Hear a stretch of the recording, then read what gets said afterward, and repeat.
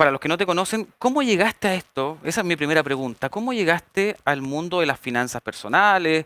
¿Cómo te transformaste en una experta de este tema? Porque, como dije al principio, es un tema muy importante, es muy relevante aprender de finanzas personales, sobre todo en este tiempo. Hoy día estamos enfrentando una inflación importante a nivel mundial, entonces, qué bueno que en este último tiempo la gente ya está tratando de aprender de esto.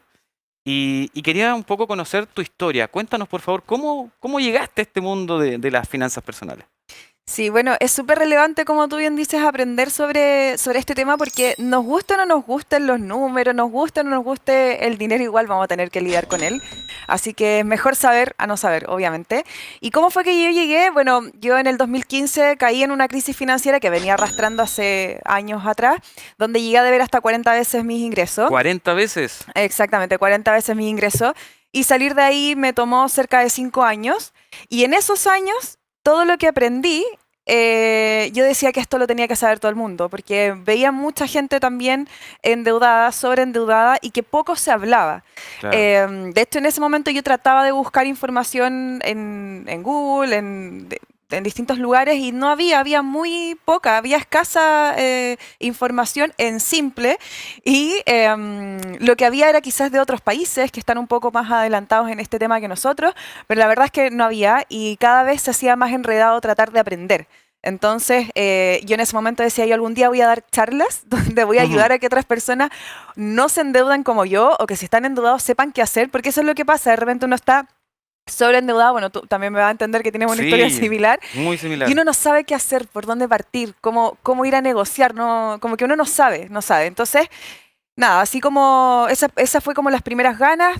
Después mi esposo me decía, Romy, ¿por qué no abres tu Instagram? Empieza a compartir contenido cuando ya estábamos ya un poco ordenados. Y yo decía, no, que ¿quién va a querer hablar de este tema? La gente no habla de plata, es mala educación, mejor no, no, no, no, no. Me negué mucho tiempo hasta que en el 2019 subí mi primer video, pero me dio tanta vergüenza que no volví a subir más videos. Wow. Ahí me detuve como 3 meses y ya partió la pandemia y fue como, ya, aprovechemos este impulso. Está todo el mundo, está todo pasando a través de las redes sociales y ahí me lancé y coincidentemente empezaron a pasar cosas donde las personas empezaron a poner más ojo en sus finanzas, los retiros del 10%, la inflación, la Claro. misma pandemia, y me di cuenta que no es que la gente no quería aprender o no quería hablar de plata, sino es que simplemente no había contenido, no había información y también había como un poco de vergüenza de preguntar porque es como obvio que yo debiese saber, Es un ¿cierto? tema delicado, ¿ah? Y te agradezco la sinceridad porque tú comenzaste diciendo yo soy alguien que se endeudó 40 veces su ingreso. ¡Ay, Y hay gente que no se atreve a caramba! decir eso porque hablar de plata y hablar de religión son como temas un poco tabú, ¿cierto? Política, religión, Política, todos esos religión, temas. son temas complejos. Y, y tú eres alguien que habla desde la experiencia. ¿Qué mejor que hacerlo así? Porque no es algo que quizá lo viste en un video o lo leíste en un libro, sino que lo viviste, estuviste sobreendeudada. Y te quería preguntar también, ¿qué es lo que te llevó a sobreendeudarte tanto? ¿Cómo llegaste a ese momento? ¿No te diste cuenta? ¿O no te alcanzaban los ingresos? ¿Cómo fue? Yo creo que es una mezcla de varias cosas. Yo he sido emprendedora siempre, he tratado de emprender, he buscado la forma de emprender. Y cuando uno emprende sin educación financiera, sin un plan, Sí. em, y bueno, dicen que también el 9 de cada 10 personas que emprenden su primer emprendimiento en el fondo fracasan. Em, entonces eso, en el fondo yo trataba de emprender, pedía créditos, cuando la cosa no funcionaba, pedías otro crédito, usabas la tarjeta de crédito y así es como una bola de nieve que va creciendo. Sumado a eso, en un periodo estuvimos sin trabajo, mi esposo y yo, casi cerca de un año. Sumado a eso, tenía muy malos hábitos financieros.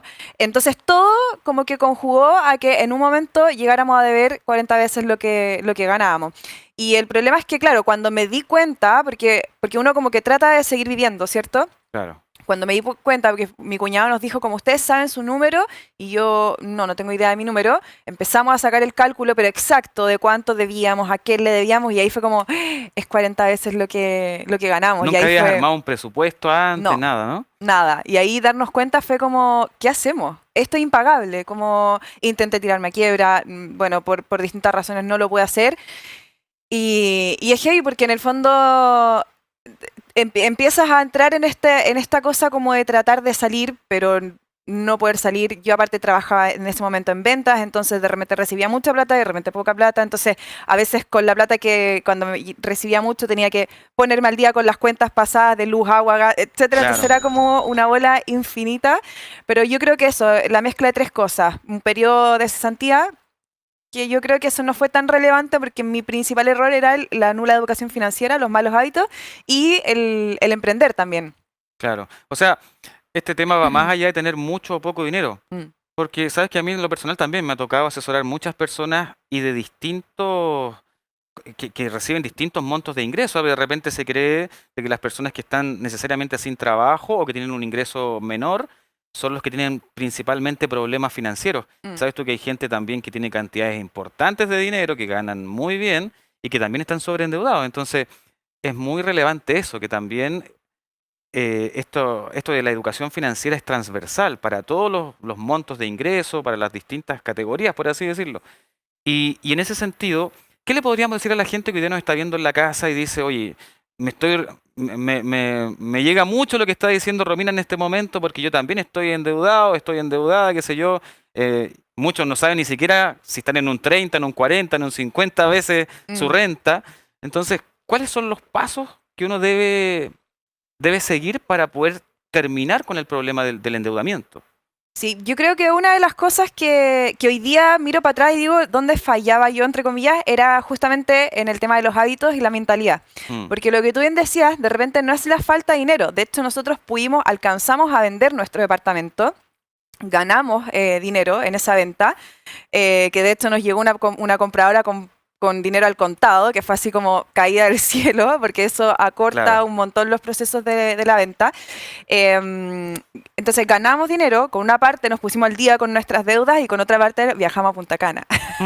Entonces finalmente tú te das cuenta y decía, no es la falta de dinero, no era porque yo siempre decía, es que si yo ganara más plata, es que si tal cosa, o sea, finalmente como poniendo excusas a los Claro. cambios que yo podría realizar. Entonces si yo ganara más plata y cuando gané más plata me fui de viaje. Entonces ahí te das cuenta que pasa mucho también por cómo la mente nos juega una mala pasada. No digo que todas las personas sean como yo, pero también hay que revisar esas cosas y trabajar la mentalidad, ver cuáles son los hábitos que yo estoy haciendo mal, quizás tengo mal incorporados en mi día a día y cómo los puedo cambiar finalmente. Sí,